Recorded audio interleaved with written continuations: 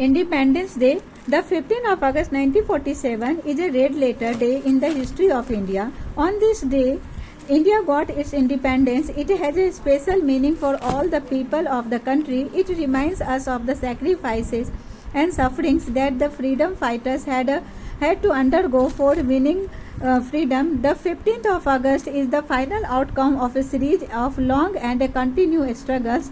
The Sepoy Mutiny was the first expression of the desire of the Indian people to be free, but it was a crushed. Again, towards the end of the 19th century, the desire for a freedom found its expression in the Indian National Congress. When Mahatma Gandhi appeared on the scene, this expression became more active.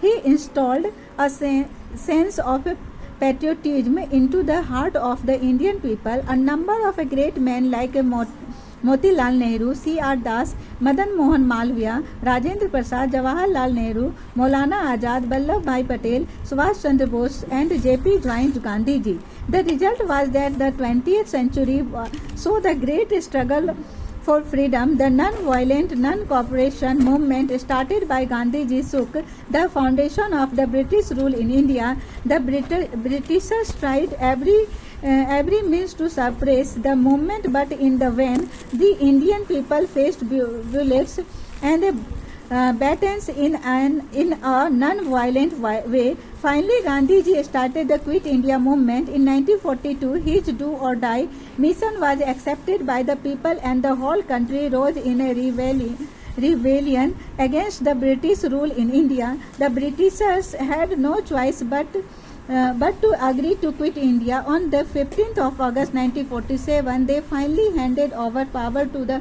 people of India. Thus, this day marks the end of the British rule and the dawn of the freedom in India.